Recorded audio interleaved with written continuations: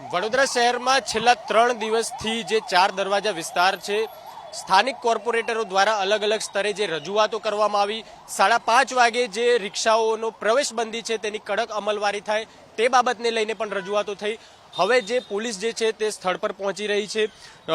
DCP અભિષેક ગુપ્તા આપની સાથે છે, તેમની સાથે જ વાત કરીશું. સર, 2 દિવસથી જે સમગ્ર ઘટનાક્રમ સર્જાયો, સ્થાનિક કાઉન્સિલરો દ્વારા અલગ અલગ સ્તરે જે રજૂઆતો થઈ, હાલ પોલીસ ઉતરી છે રોડ પર, શું કહેશો સર? 4 દરવાજે દબાણ હટાવવાની જે કામગીરી છે એ ઝોન 3, ઝોન 4 ટ્રાફિક અને વીએમસીના અધિકારી કર્મચારીઓ દ્વારા નિરંતર કરવામાં આવે છે. અગાઉ પણ આ કામગીરી રેગ્યુલરપણે કરવામાં આવી છે અને અત્યારે પણ જે દબાણ થાય છે અને દબાણના કારણે જે ટ્રાફિકની અડચણો ઊભી થાય છે તેને ધ્યાને રાખીને વીએમસીની જે દબાણ શાખા છે તેની મદદે ટ્રાફિકની શાખા સાથે સાથે વાડી પોલીસ સ્ટેશન, સિટી પોલીસ સ્ટેશનના કર્મચારી અધિકારીઓ અને તમામ ઉપરી અધિકારીઓ સાથે મળીને જ્યારે પણ દબાણ વધી ગયેલું લાગે ત્યારે કરવામાં આવે છે. અગાઉ પણ કરવામાં આવતું હતું ને આગળ પણ આ પ્રક્રિયા જે નિરંતર ચાલે છે તે અમે કરતા રહીશું.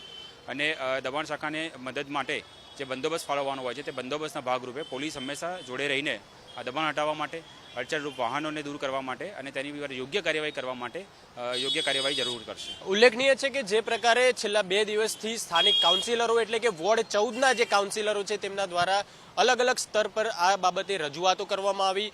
રજૂઆતને બાદ હવે જે વીએમસી છે અને પોલીસ છે તે તમામ દ્વારા સંયુક્તપણે એક કાર્યવાહી જે છે, આકરી કાર્યવાહી કરવામાં આવી રહી છે. જે રિક્ષા ચાલકો છે તેમને રોકવામાં આવી રહ્યા છે અને 5:30 થી 7:30 સુધીનો જે સમયગાળો છે તેમાં પ્રવેશબંધીનો કડક રીતે અમલવારી થાય તે માટે હાલ પોલીસે કમર કસી છે.